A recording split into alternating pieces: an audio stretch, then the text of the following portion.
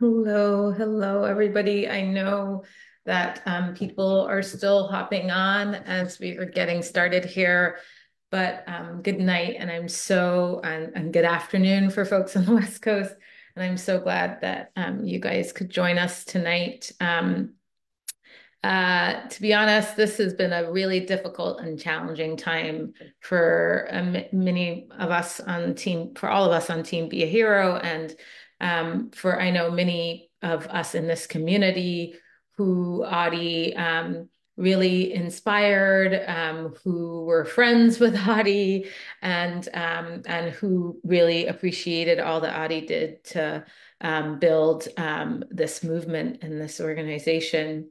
And so this is not the end of year gathering that we were hoping to have at all. But we really wanted to bring together our community together to just have space with each other to reflect on the work that we've done together in 2023, and to also take some time in a more intimate space to remember Audie and to reflect on how Audie inspired us to do so much of that work. So if you can put in the chat, I see you already doing it, just your name and where you're coming, joining us from. And I see Jen from Manchester, New Hampshire, and Lauren from Phoenix, and Laura from Denver, and Dan from San Diego. Oh, someone from Honolulu. Hi, John from Honolulu. It's great. Harriet from Singerlands, New York. Um, Beth from Durham. Beth is my mother-in-law. Hi. And Lynette from New Orleans, and many others joining. And we just really are glad that you guys could be here with us tonight. So I just want to take a few moments to just go over what we're going to do together tonight. And just run through our agenda a little bit. So our community has suffered a really massive loss with Audie's death, and we'll start by taking some time in some smaller groups to really reflect on the incredible life and work of Audie and his impact on many of us. And we're hoping that you guys can enjoy that time actually sharing with each other about that. And then we want to reflect on all the awesome work that we did together to reclaim Medicare in 2023 and so much more. And then talk a little bit about what's coming up in 2024 and how we can honor Audie's legacy by continuing to take action. In the days and weeks following Audie's death, there were an enormous amount of tributes from people all over the country, everyone from the president and vice president to many of you posted about how Audie had inspired us and really uh, helped to build this movement. One of the tributes that really stood out to me the most, and really I found quite true to Audie, really captured Audie's essence, was John Favreau and the team at Pod Save America's tribute. And we just want to start by playing that for you tonight. Before we go, I just want to take a second to remember our friend, Adi Barkin, who died this week from complications of ALS at just 39 years old. So, a lot of you have probably heard Adi on this show, trying to get people involved in the fight to make healthcare a human right. First time we talked to him was right after he was arrested for protesting Trump's tax cut in 2017. On his way home from that event, he confronted former Senator Jeff Flake on a plane to beg him to vote against Medicare cuts. The video went viral, and then we booked Adi on the show. So he starts off the interview by saying, "Hey guys, I'm pretty excited right now." And I said, "Oh well, thanks. That's nice to say. We're excited to have you on." And he says, "No, man, I'm not excited about being on your podcast. I'm excited about rejuvenating our democracy with thousands of my closest friends." So he then lets us ask like two questions before he completely takes over the interview and starts interrogating us about Republican politics, economic policy, Barack Obama's shortcomings. And at one point he says, "Okay, last question for you guys." And Lovett says, "Well, now you're just fully hosting the show." And Adi says, "Too bad, guys. Dying man gets to do what he wants." And that's who Adi was. He was every bit as brave and determined and inspiring as he seemed, but he was also witty and self-deprecating and darkly funny. He was wonky and shrewd and tough. He would call you on your bullshit when you weren't doing enough or fighting as hard as you could. Adi did not become an activist because of his ALS. He was an activist his entire life who understood that his ALS would allow him to reach more people, organize more people, persuade more people, pressure more politicians to do the right thing.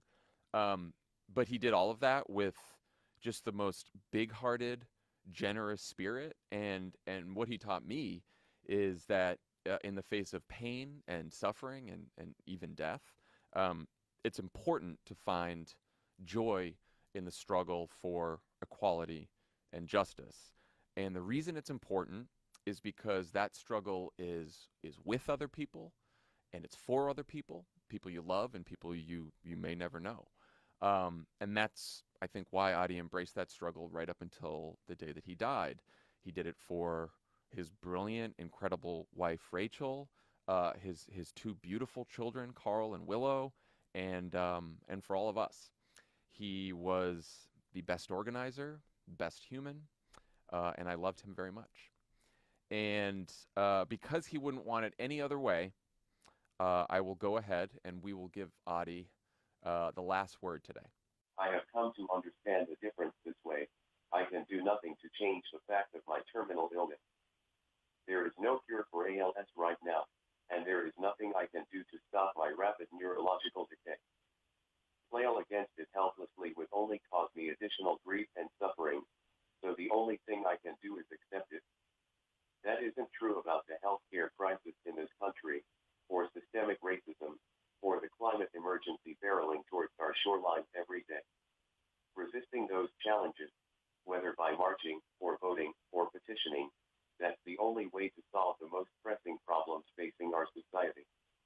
And that is why I'm doing everything I can, even as paralysis grips more of my body every day.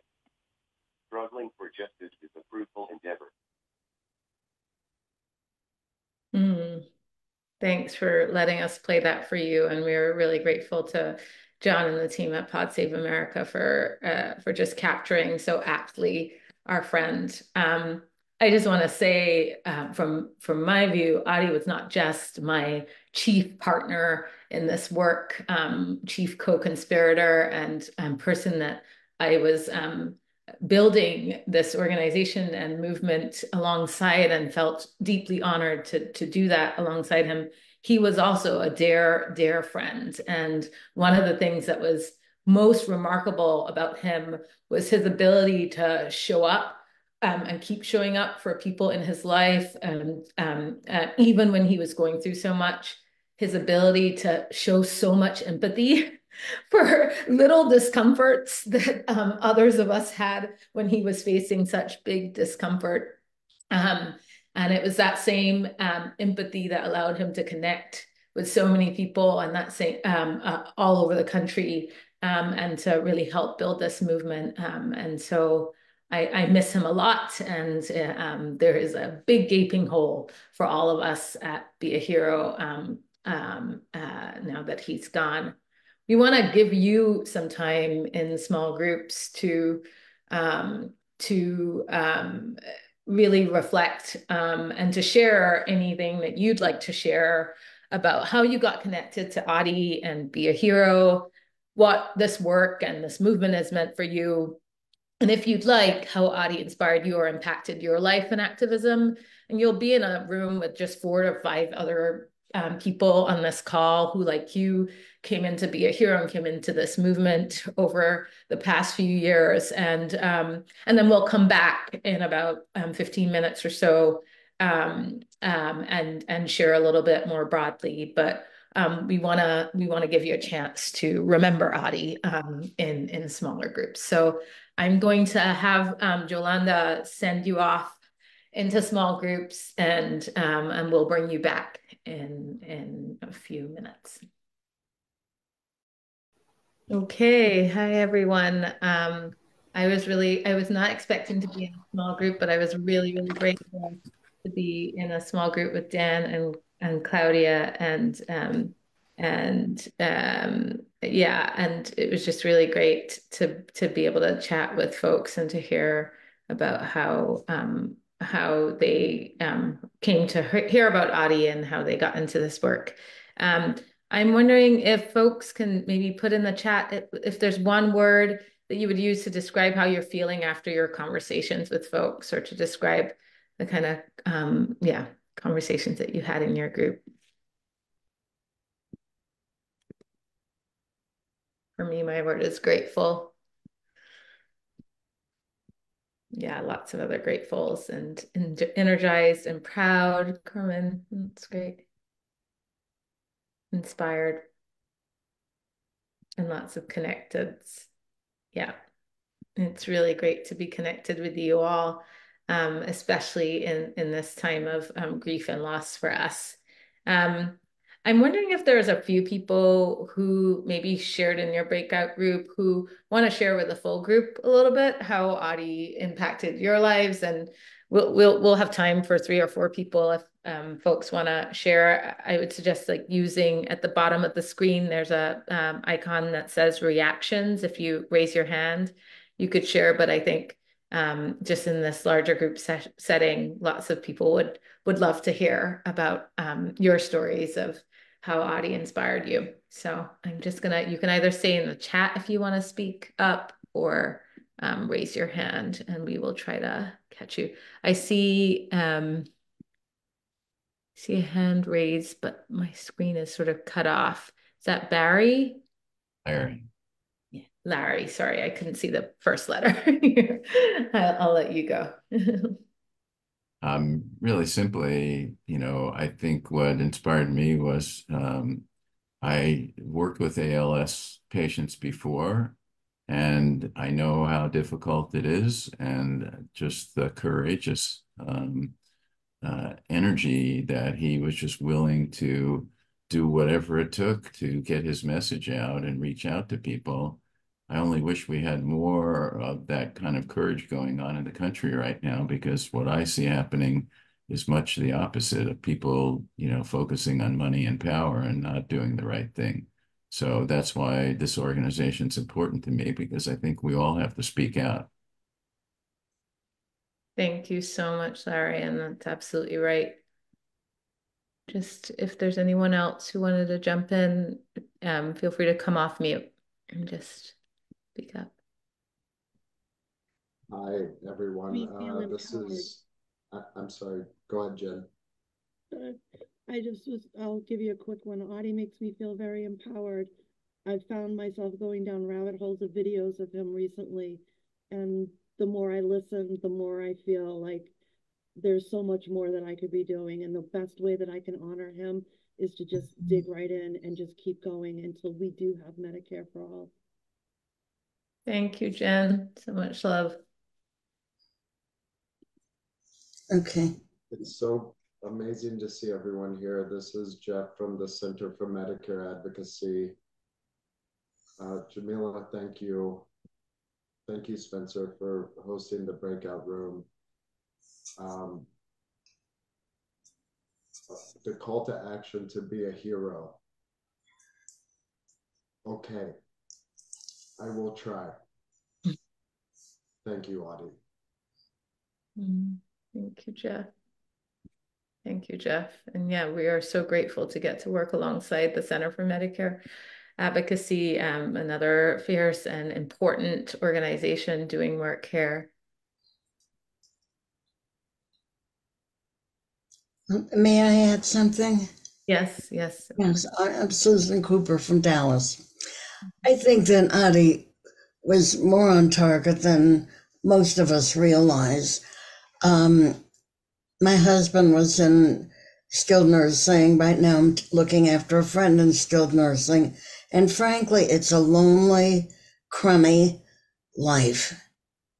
And it's so much better if it's possible, to live out our years at home with people we love, surrounded by our memories and um, you know, our and the memorabilia of our lives. It's so much better to live our lives if, at home if we can. And I think that Adi was right on target with that. And also, I was telling the group that I did look into Medicare Advantage, and I was suspicious of it. I'm suspicious of all the ads that we've been watching on television during open enrollment. What are they not telling us? And I am so glad that I didn't sign up for it, that I'm on traditional Medicare. I know that I'll be taken care of and that my children won't be in debt, you know,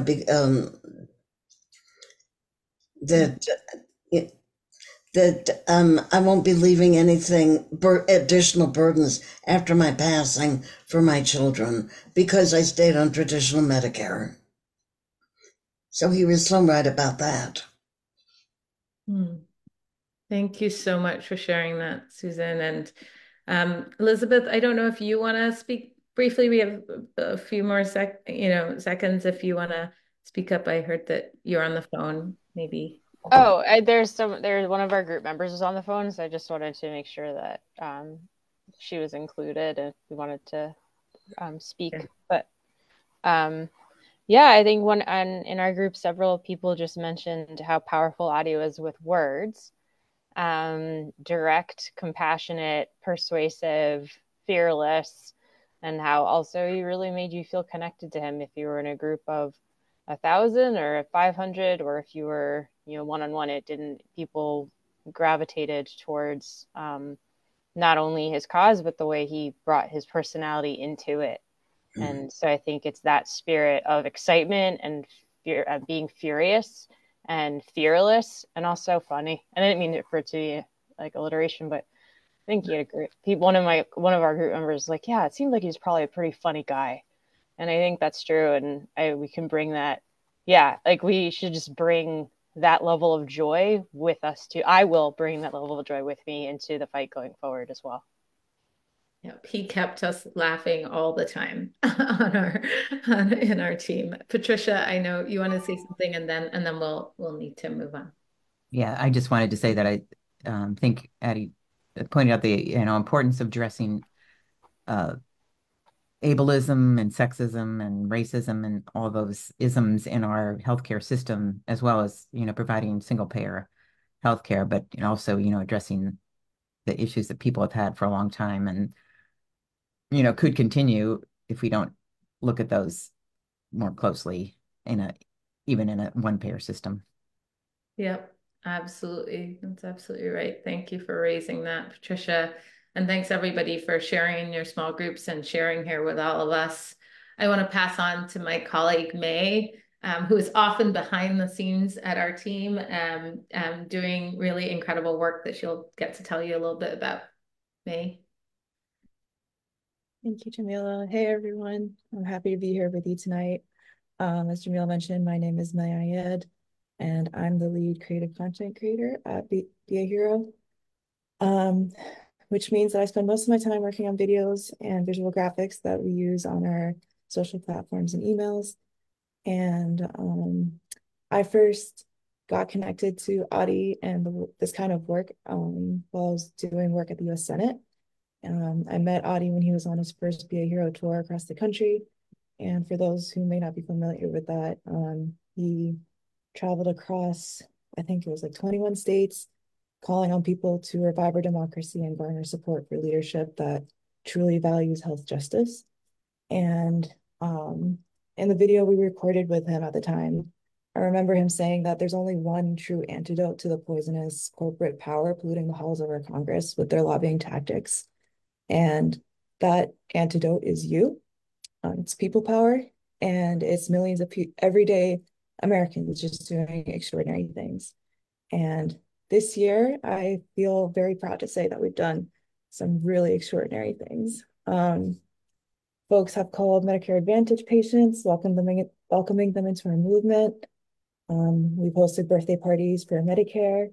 We've lobbied and challenged our elected officials, banding together in collective action to reclaim Medicare. And I even got to meet some of you this year when we brought our stories to Congress in July, and later in the year when we protested outside Aetna headquarters in Hartford, Connecticut.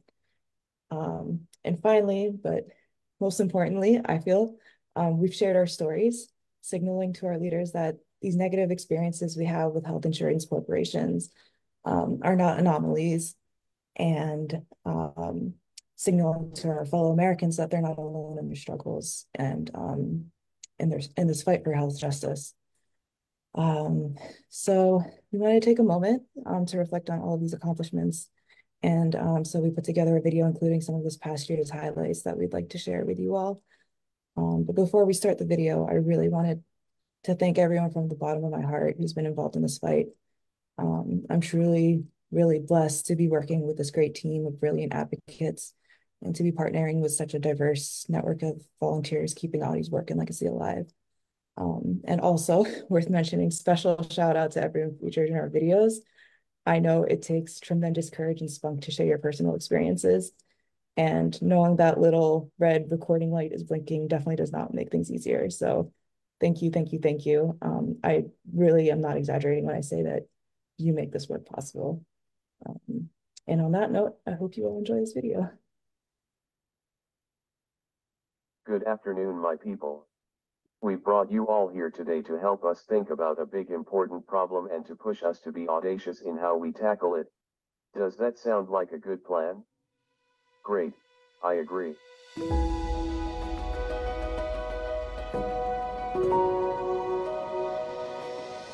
Who gave us our Medicare? Who gave it to us? Who gave us?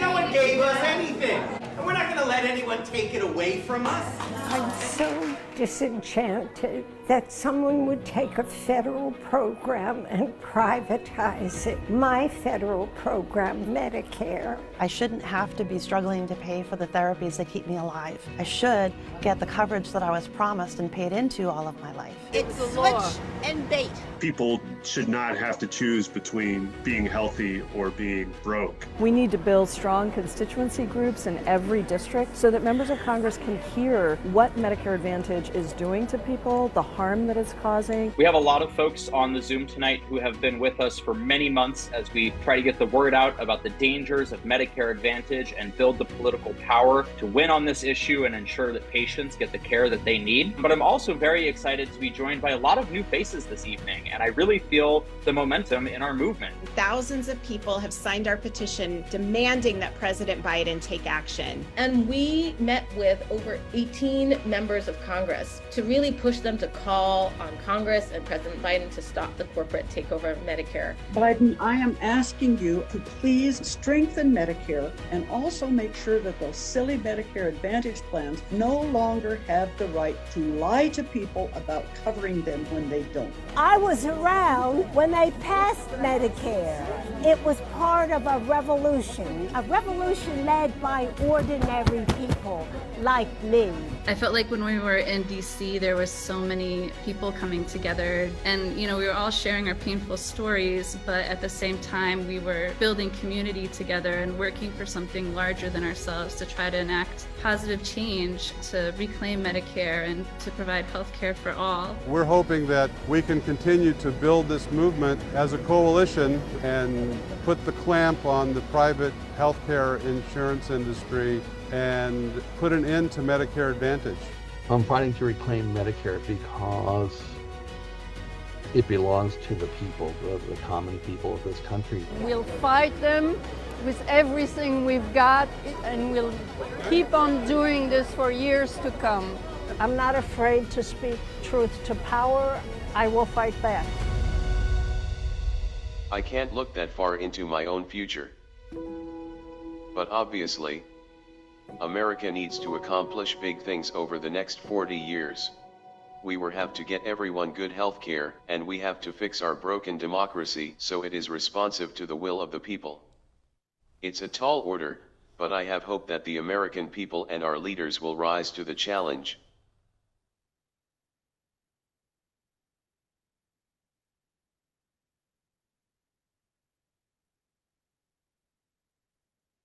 Well, I have the difficult job of following up on that amazing video. Thank you so much, May. It's so beautiful. And I've watched that video probably 5 times, and I still am getting choked up because Adi was one of my best friends, and I'm dialing in from Santa Barbara, where normally Adi and I would be sitting right next to each other on these calls, celebrating everything that we've been able to do together this year. And so this is really bittersweet for me to be able to talk about our accomplishments, even while enduring such a painful loss of my friend and our leader, and somebody that I know we all loved very much. So I know that for a lot of us that are on this call, we got involved together in a campaign to reclaim Medicare this year. And I got to say that a year ago, I was one of the people that didn't know that Medicare was being taken over by evil corporations. And I am really proud of everything that we've been able to do together this year. So I'm going to show you just some of what we've been able to accomplish together. So you can see that just in this year, we've had, thousands of people who have gotten involved in this campaign, either by sharing their stories with us about how they're being negatively impacted by corporations that are taking over Medicare. Almost 80,000 people that took action with us this year, and lots of folks that are stepping up to take action and to tell our members of Congress why this is such a horrible, horrible problem. And you can see that these stories that you have all shared with us have reached millions of people. And I wanted to share with you just a couple of my favorite memories from this year. I know many of you participated in some of the things that we did. So a couple of my favorite things we did this year are, first of all, a bunch of us went to DC together to take our message directly to members of Congress, and to tell them our stories and to show up in the Capitol and really make sure that they know that we're here and we're not going away, and we know that they need to take action. It was hotter than heck that day that we were in DC. I think we picked one of the very hottest days of the year to be there, but that did not slow us down, and that did not stop us from being there to share our stories and to really deliver a message to Congress. One of my other favorite memories of what we were able to accomplish this year is that we were able to coordinate and actually have the Senate Finance Committee, chaired by Senator Ron Wyden, take on the issue of Medicare Advantage and really look into how tricky the marketing schemes are, and really start to think about what it's going to take for us to fight back. And Spencer, our wonderful organizer, who many of you know, decided to have a watch party of the Senate Finance Committee hearing. And some of our allies said, "Oh, you don't want to do that. It's so boring." But 30 of you joined Spencer and watched and were riveted by what those senators were saying. And you were cheering them on when they were saying things that we wanted them to say. You were booing the senators that weren't saying the things that we wanted them to say. But we know that so much of the work that we did to coordinate around that Senate Finance Committee hearing, that so much of what was said that day is because of a lot of the grassroots movement and people that are coming together to call out these insurance companies for what they really are, which is for-profit companies that don't want to provide health care unless they can do it for really cheap and they can make a quick buck.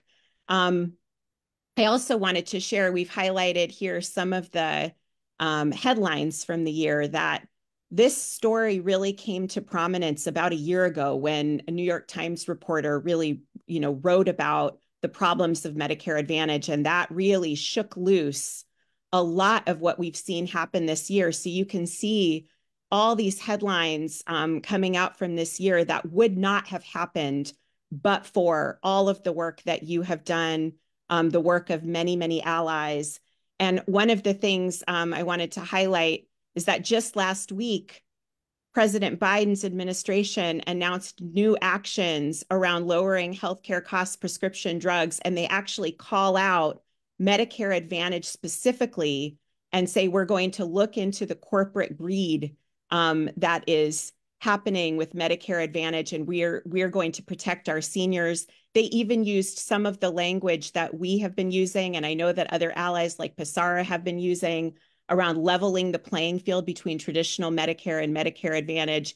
It's huge that in just 1 year, we are seeing all of these headlines shifting and the politics of this issue are really shifting. And the last thing that I'll say before I turn it back over to Jamila is that we could not be doing this alone. There's no way that Be a Hero could be doing this alone. We are joined by many other amazing organizations that are working on this issue, that are working on expanding access to home care. And I know that many of you who are on this call tonight too are from those allies. And we just want to say how much we appreciate you. We love working with you. We couldn't do it without you. And we look forward to working with you for a long, long time. Thank you so much, Carmen. And I just have to add that also, like, none of the movement, none of the headlines Carmen pointed to would have been possible without all of you grassroots folks who, regular people who told their stories, who made calls, who texted, who signed petitions, who visited your members of Congress, who took to the streets with us and other allies in DC, in Hartford, in Minneapolis, and elsewhere. And who encouraged others to join the movement.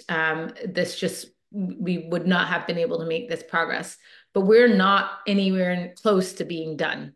And so I want to spend a few minutes looking ahead at what's coming. One, we're gonna need in the coming year, we're planning to turn up the heat on insurance corporations as we fight to reclaim Medicare from corporate greed. There are a number of opportunities coming up.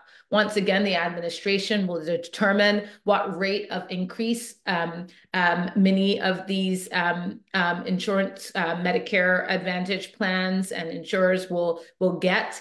And we need to make sure that those rates do not continue to inflate the amount of money, taxpayer dollars, that are spent on Medicare Advantage plans, lining their pockets and paying their CEOs large salaries.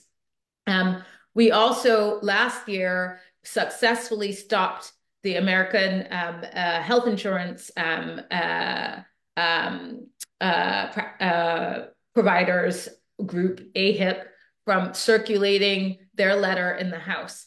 And the letter did circulate in the Senate in support of Medicare Advantage. We want to squash that again, and we want more members of Congress, instead of signing on to a letter that gives Medicare Advantage a carte blanche and supports the growth of Medicare Advantage, to sign on to letters instead that support protecting Medicare and support honoring the taxpayer investment in healthcare for our elders and for people with disabilities across the country. So we need to continue to turn up the heat, and we'll be really excited next year to work with many of you on that.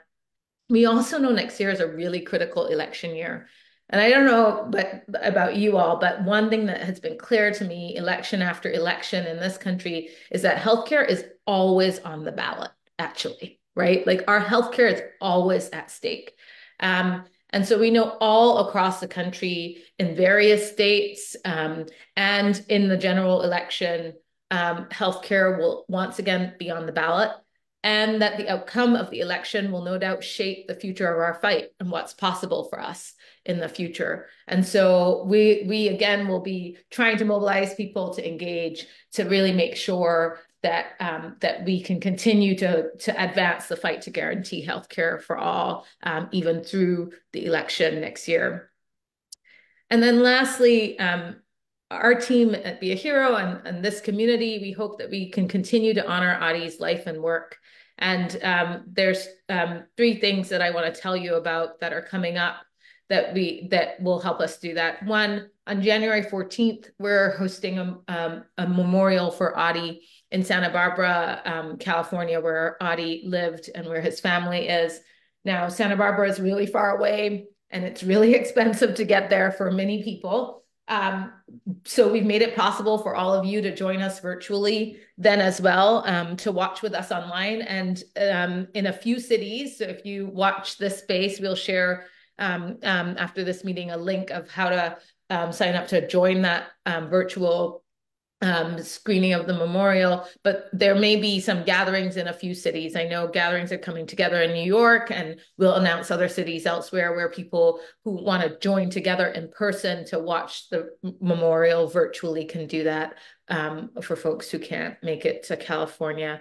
So we'll be sharing that news. I think the second thing is that we need to be able to make sure that we can continue to build this movement by encouraging people to invest in the work that we're doing and in the work that many of our allies are doing as well. And so we have started the Adi Barkan Fund for Health Justice, which again, we'll share more with you about if you haven't already read about it through our emails, to really honor Adi's legacy through making sure that this work can continue, to ensure that we can fund strategic campaigns that are hard hitting and that allow us to fight against corporate greed, and to also help our team facilitate this transition to our next phase of our work, a phase of our work that sadly is without Adi here with us. And so again, we ask, folks to invest in that fund as one way of honoring his legacy. And then the third thing is really immediately, and Spencer will say a little bit more about this, Adi's 40th birthday would actually have been Monday. And I know that he was looking forward to celebrating that. And Adi was scheming about all the ways in which he wanted to, on his birthday, get many, many people to invest in this fight and to donate to be a hero. And he had all these wild ideas about the theme for that. And so we really want to honor him on his birthday by doing exactly what he would want us to do. And Spencer will tell you a little bit about how you can get involved to help us do that. Thank you, Jamila, and thank you everybody for being here tonight. My name is Spencer, and I'm dialing in from Santa Barbara, California, not far from where Adi's family and Carmen live. And for those who I haven't met yet, I'm the lead distributed organizer at Be a Hero, which means it's my job to help you take action in part of this movement. I am going to talk a little bit more about the text bank Jamila just mentioned in just a moment, but before we chat about that text bank, I want to check in about what we're going to be doing in 2024, because as you saw in the video that we watched just a little bit ago, Adi knew that the fight for healthcare justice would go on after he was gone. And while we don't have all of the answers about what's going to come next, we know that through sharing our stories, connecting with other passionate people, and demanding solutions of our elected officials, we are the ones who are going to take up that mantle and carry on that fight. And so before we talk about the text bank and get ready to close out for the evening, I invite everybody on the call tonight. We have a couple of options up here on the screen. I would love to just hear how you're planning to take action in 2020. It might be volunteering with Be a Hero, and I would love for you to volunteer with Be a Hero. But if there's another important fight that you think is crucial to the fight for economic and racial justice, I invite you to just pop that in the chat. And I'd love to just kind of hear how folks are going to be taking action in the year to come and what energy we're going to be bringing into 2024. I see Lori talking about peace and love in Israel and Palestine. I see Laura talking about Be a Hero's videos. I know Laura is going to be eager to get those shared out. And I know it's also, if you don't know yet, it's totally okay. I think all of us are ending the year and getting ready for 2024 and are going to be taking time to think about what's next for this movement. So I'm really, really thankful for everybody that was here tonight. I'm really thankful for everybody who's been volunteering with us throughout 2023. And I'm going to pass things over to Jamila in a second to close us out. But before I do, I want to talk about the email you're going to get before the end or after this call tonight with a couple of next steps. Oh, I see some more people coming in. I'm going to give a shout out to Carol, who's going to be working with CalCare on single payer. Libby Wiskowski is going to be pushing for disability justice. Laura is going to be contacting her members of Congress. Megan Bent's going to be doing it all. Thank you, Megan. I appreciate you. Okay. I should have given you another minute to get those responses in. All right. Let's talk about the email that will be coming a little bit after we end the call tonight. So we are going to be doing a text bank for Adi's birthday. The purpose of that text bank will be to raise money for the Adi Barkan Fund for Health Justice so that we can continue to shore up resources to guide us through this important period of transition. I will say, if you've never sent text with a political campaign before, it is super, super easy. And I promise before you send any text messages, I'll make sure you're feeling all good, and we'll make sure that you're all trained up and ready to go. So the text bank is going to be next Monday, December 18th at 5 p.m. Eastern Time, 2 p.m. Pacific Time. I will send out a link. It'll be a Zoom, so you can come hang out with us on a Zoom, listen to some music. I can answer your questions if you have any, and we'll send the link to RSVP for that text bank a little bit after the call tonight. I'm also really looking forward to deepening my relationship with a lot of the activists who are fighting to reclaim Medicare and fighting for Medicare for all. So we're going to be sending out a link to schedule a one-on-one with me at some point, either, in the remainder of this year or sometime next year. I'd love to just get to know you a little bit better and talk about why you're invested in this fight and how we can work together to get a healthcare system that works for everybody. So you'll get that email, probably about 30, 45 minutes from now. And with that, I'm going to pass things back over to Jamila to close us out. Thank you so much, Spencer, and thanks for hosting that text bank. I will also drop by there on Monday as we do text to celebrate Audie's birthday, would have been Audie's birthday. But as we close out, I just wanted to share one of the things that maybe not a lot of people know about Audie is that, like any other human, he would sometimes get really discouraged and down, and in particular in his years of ALS, there were many hard moments. And one of the things that he would do when he was in a tough moment was he kept a gratitude journal, and he would reflect on what he was grateful for. And I have numerous strings of text from him where he would first describe feeling a little crummy, and then he would say, last night I journaled gratitude and I'm feeling a lot better today, and now here's the new idea about whatever thing. And so he really had a practice of gratitude. And so as we close out, I'm wondering if folks would actually honor that practice of gratitude and share just one thing that you're really grateful for as 2023 draws to a close. If you could share that in the chat, we'd love to see those.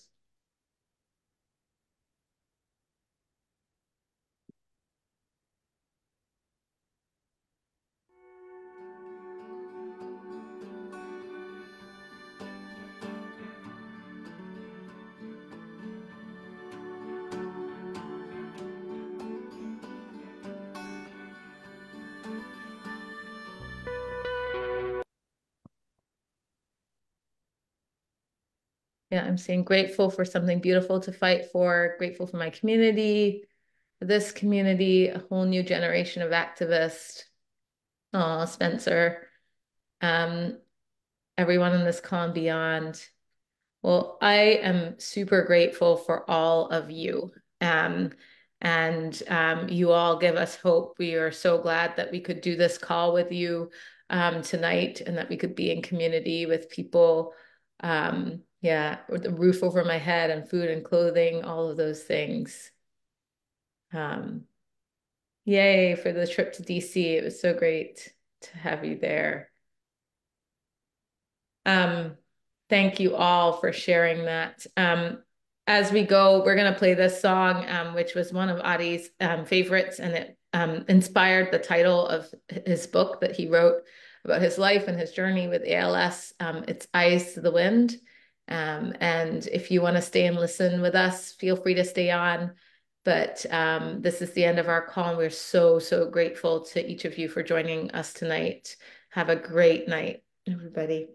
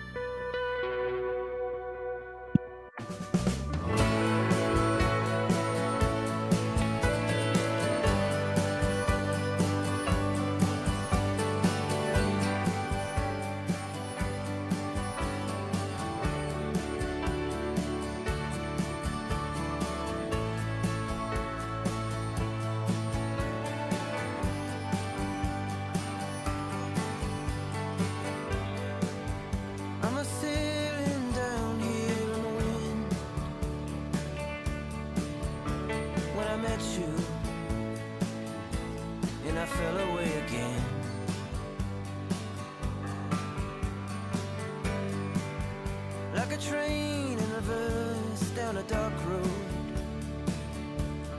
carrying the whole load, just rattling the whole way home. Have you fixed your eyes to the wind? Will you let it pull you in again on the way back in? I'm a bit run down here at the moment. Let me think about it, babe. Every moment.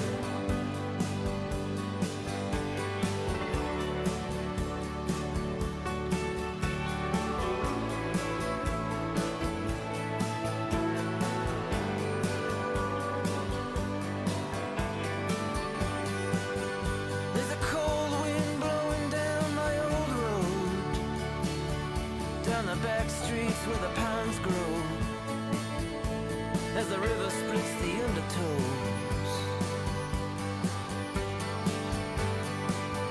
But I'd be lying to myself if I said I didn't mind. Leave it hanging on the line, lost inside my head. Is this the way I'll be tonight again? So I'll set my eyes to the wind, but it won't be easy to leave it all again. Just a bit run down here on the scene. There's just a stranger living in me.